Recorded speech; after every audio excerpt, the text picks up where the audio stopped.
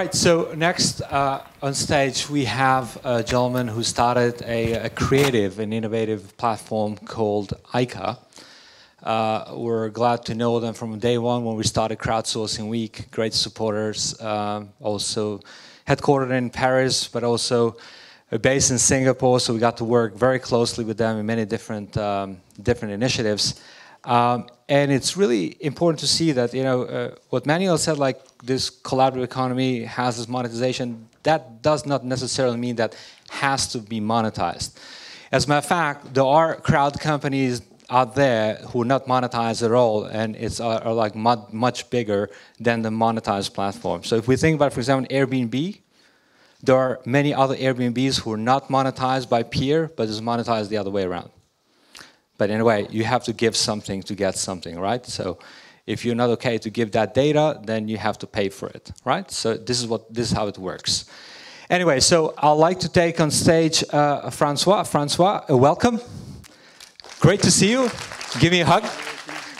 Good to see you. Good to see you. Welcome to Geneva. Yeah, glad to be here. I'm really looking forward. You got also a report that you guys have gathered in regards to the crowd creativity.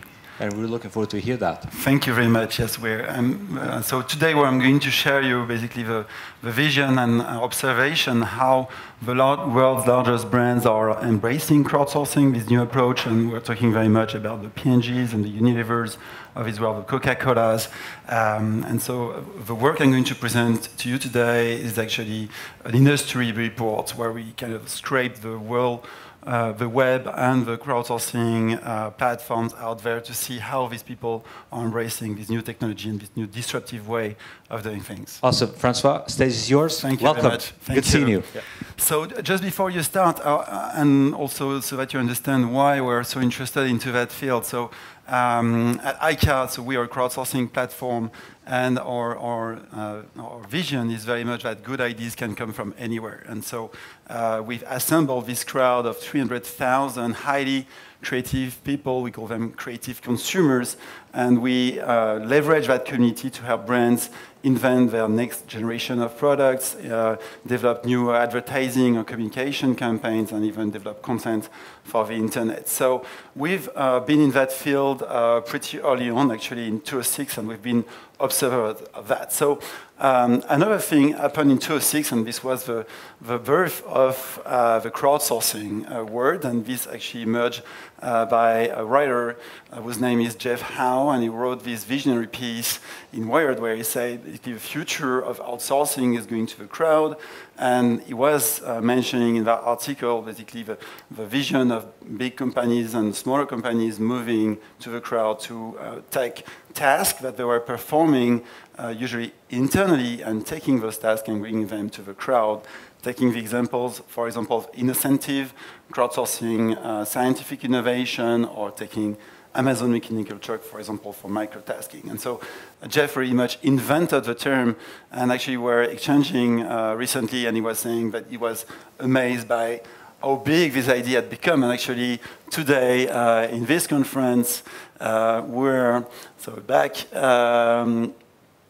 Can you go back to the previous slide, please? Yes. So today now we have actually a conference just dedicated on crowdsourcing. So that shows how far this has gone. So obviously at eYeka we're passionate about crowdsourcing, and at some point we also wanted to look at are we drinking our own Kool-Aid in some sense, and is it very much a big trend, and how are these brands embracing the crowd as far as going into inventing their brands going forward and sourcing creativity. So what we've done was pretty much taking the world's largest brands, so the Interbrand ranking of these top 100 brands out there, and look at their activity online. And so my colleague Yannick, who's right there, has been performing that huge task for years now, scraping the world web and looking at the projects, and also creating a taxonomy of these projects. Basically, what are the types of projects these people are doing?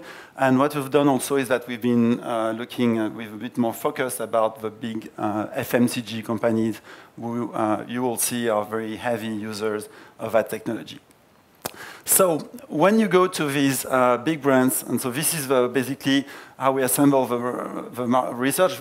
A lot of these projects of these big brands are visible and are branded. So it's quite easy, actually, if you know where to look, to find the project. And so we've assembled this timeline, and what you see, typically each one of these tabs is a project with a specific taxonomy. So it could be a design project, application, video, and you'll see there's a lot of video out there. And what you see on the timeline is basically the frequency on the project. And what you can see is along with time, you have more and more projects coming in, and actually this is accelerating pretty much right now.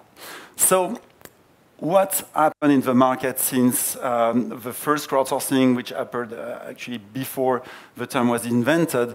If you look at those top 100 brands, as of today, 85% of them have already conducted crowdsourcing activity. So this has become pretty much a widespread activity, and we're talking about very large brands out there. And so this has become basically the new normal. If I can go to the next slide. Yeah, so very much widespread phenomenon. So let's go to the next slide. Yeah, so if you look at the industry, so you zoom into the industries and who's crowdsourcing, this is quite an interesting trend, because what you can see is that you have various levels of adoption. Historically, the technology sector, the blue line here, has been one of the first users, and we're talking about the Nokias of this world. And this was very much because also the DNA is very much into the technology, and so embracing this kind of new approach was natural. It's probably also because those people are very engaged into their technology products, so obviously they want to contribute ideas and participate in those brands. But the category, which was maybe a slow starter, but now has very much exploded, is the FMCG, and that's the orange line. FMCG being the food and beverage and all these brands. And those guys have very much taken over the category, and we'll go and see why this happened. So when you look at the FMCG, pretty much what we've done is that we've looked at the top 10 largest FMCG brands and companies around the world, which you can see here. And we looked at also the platforms on which they are the most frequently crowdsourcing ideas and content. And we zoomed into that. And what we found is that, so previous slide, please. What we found in the last year, so just in the last year, the activity of these players increased by almost 50% year over year in the way they're adopting crowdsourcing on these platforms. And when you look at who's driving that, this is historically being driven by the Coca-Colas and the Pepsis of this world, competing again, who's going to be the first one and the biggest crowdsourcing. But people like Danone also have been very present, Samsung in technology. You'll find some industrial people like General Electric being there and using that more for reconnecting with a wider ecosystem, not just being technology-centric. And Nokia has been historically a pretty big crowdsourcer. But you see a lot of new people coming into the game. So if we go into the next slide, this is how the biggest FMCG brands are crowdsourcing and their evolution in the last 2 years. Interestingly, you see Procter & Gamble sitting at the top, which is not a surprise because P&G was kind of a pioneer of open innovation. They created Connect and Develop more than 10 years ago.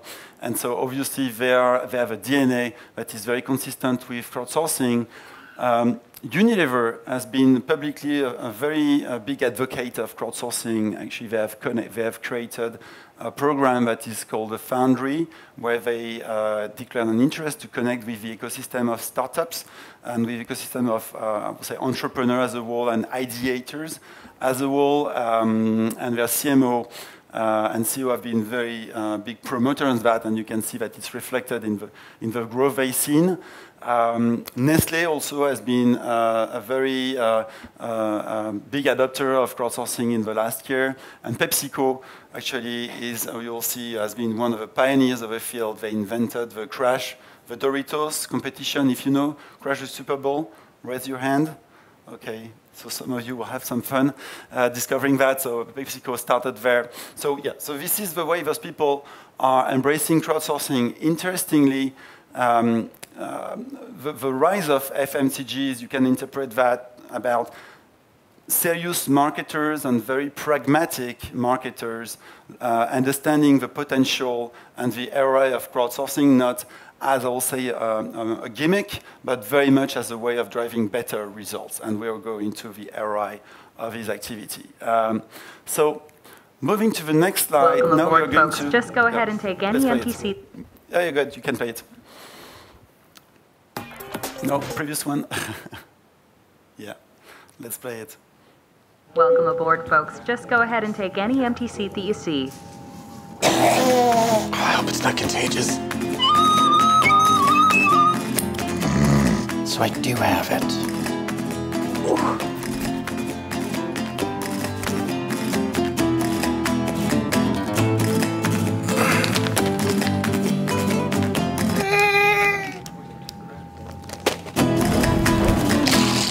When your mom wakes up, can you tell her about me?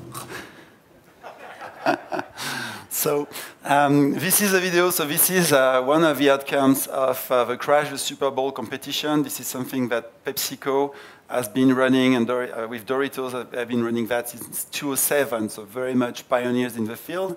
And every year they run this huge competition. I think this year they got like almost 10,000 movies uploaded to the platform and get people to vote.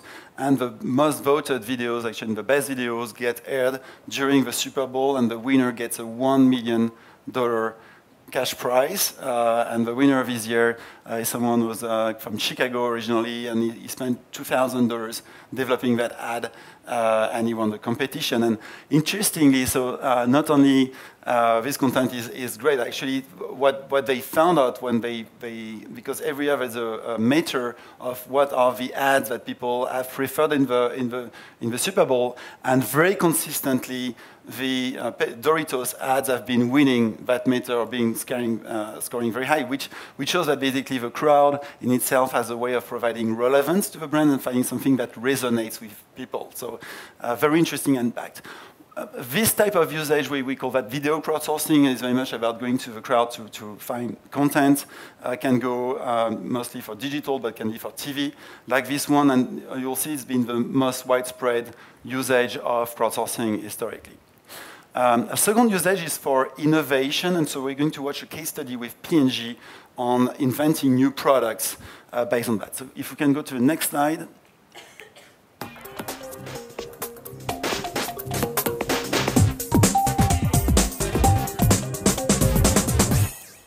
We are going to launch the world's first Bluetooth-connected rechargeable brush from start to finish in 18 months. We knew consumers were interested in improving their oral health and gaining more control of their oral health on a day-to-day basis.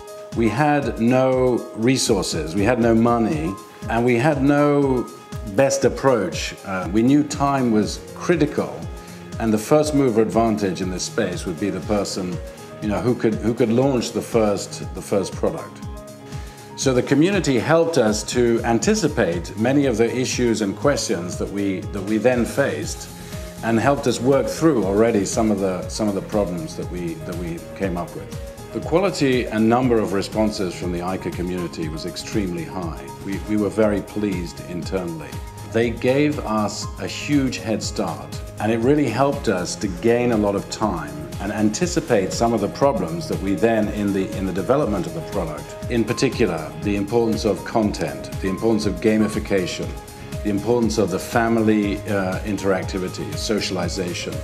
These were all elements that we hadn't thought about, we hadn't anticipated. The community helped us to work those through.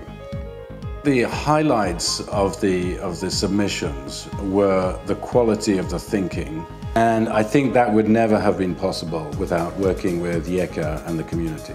We have launched the world's first Bluetooth-connected rechargeable brush. We're shipping already in many different markets, and the response from retailers, from the profession, and from consumers has been exceptionally good.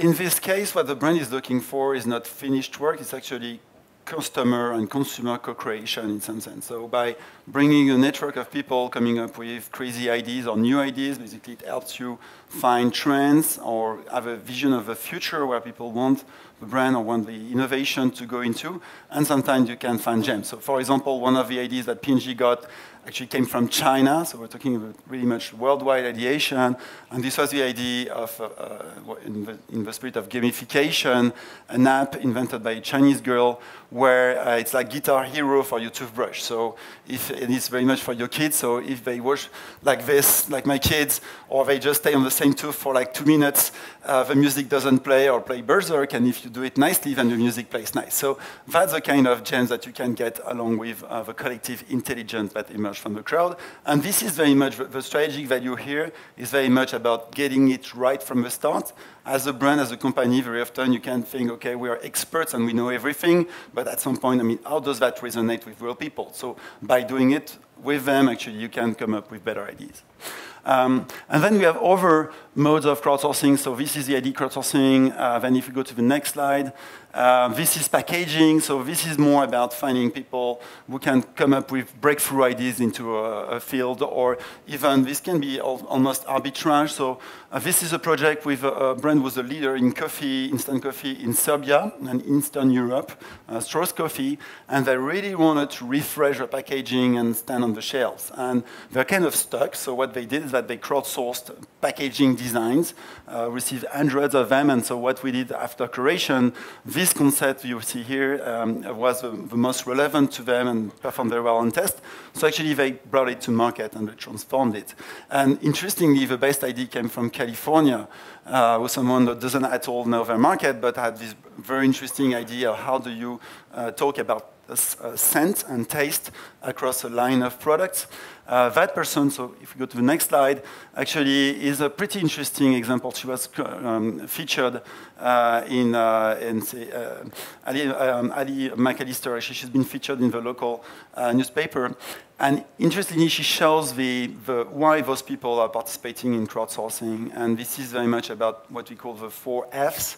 And the 4 Fs will be fun. I like creating. So this person is waking up in the morning and she opens her computer and she goes to crowdsourcing platforms to find new projects, and she shows us the projects that she has interest into. This can be about fame. As you can see, she's in the newspaper. This can be about finance, because usually crowdsourcing competitions have the financial compensation for the winners, and she actually is making most of her money now. Before she was an agency expert professional, and now she's working from home and she doesn't commute. So she likes, and she changes clients every day. She has a great time. And this is very much about fulfillment, which is the 4th F. And this is very much like when I'm creative, I really strive for that. So every day is fantastic if I can bring the best of my skills to the world, and crowdsourcing is a fantastic way of doing that. So very self-motivated people involved in those crowdsourcing projects. Next slide. This is a more minor way of crowdsourcing for brands, which is about casting and personal stories. And this was a campaign run by McDonald's, where people could submit stories and their stories with McDonald's. And 40 of these people actually ended up on the packagings and faced millions of people across the world. So we're looking for talent, or looking for individuals who express themselves. Next slide is, probably one of the last ones, is about applications. So, for example, if you look at cars, now cars are becoming platforms. What kind of applications can you create, and what a better tool that actually going to the crowd and saying, what is your idea, what kind of apps could we build into the car to make the car a better experience with Ford. And finally, music, and this is a jingle crowdsourced by Nokia to kind of refresh their jingle.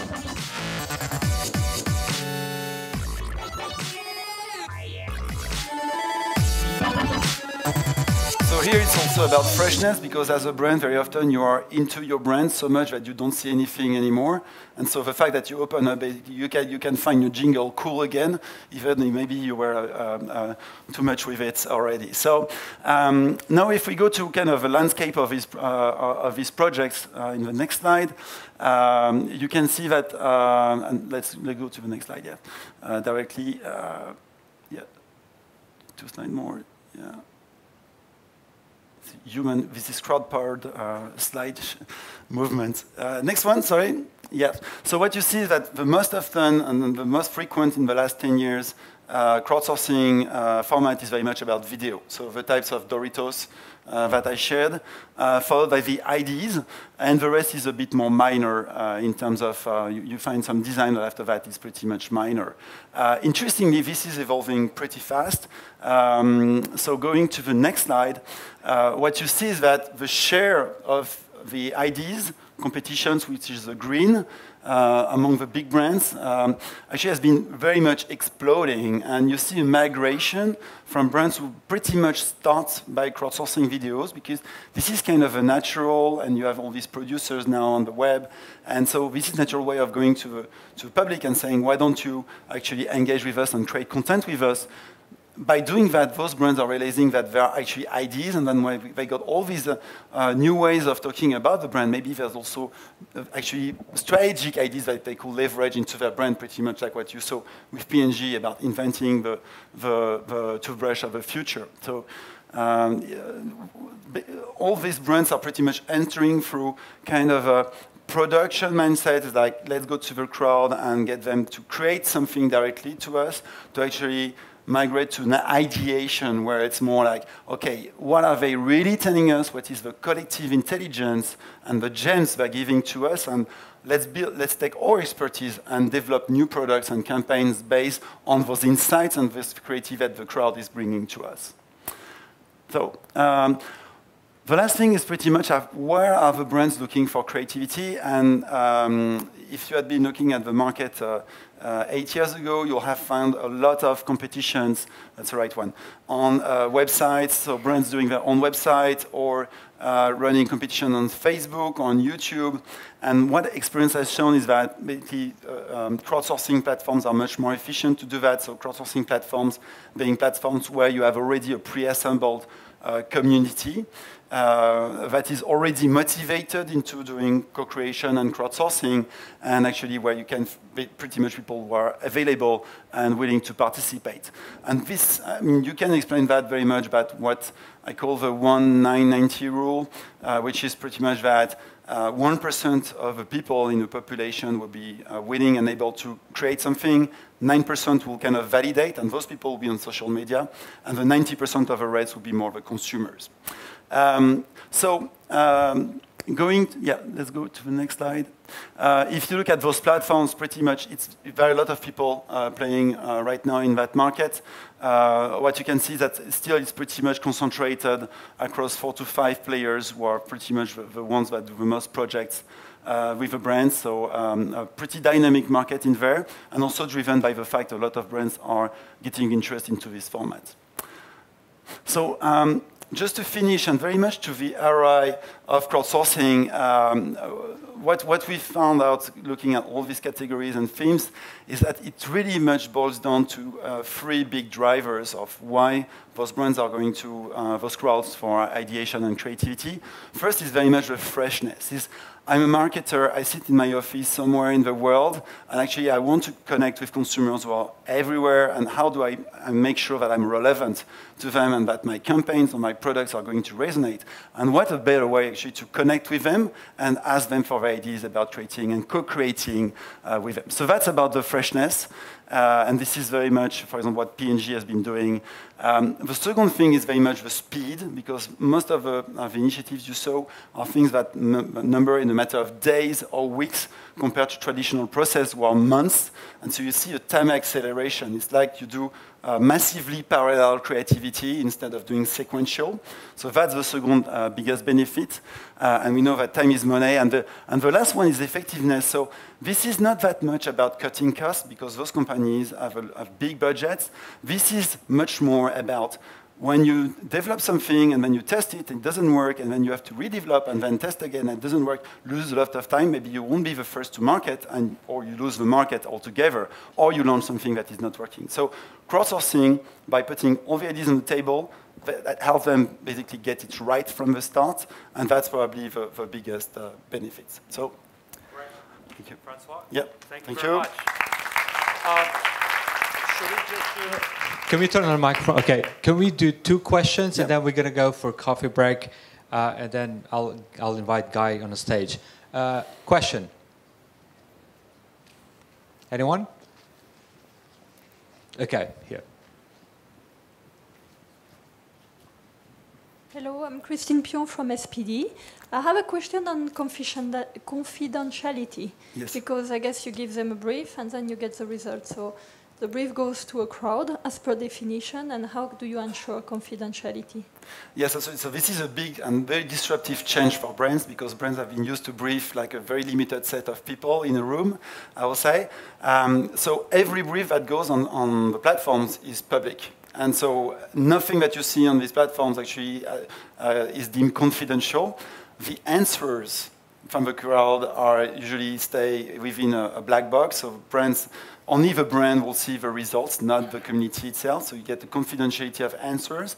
And some of the briefs actually are unbranded. So for example, if you'd been on eYeka back in 2012 when we ran the P&G or B brief, you'll have found a major or leading brand is running and wants their idea about what happens when you connect your smartphone to your toothbrush.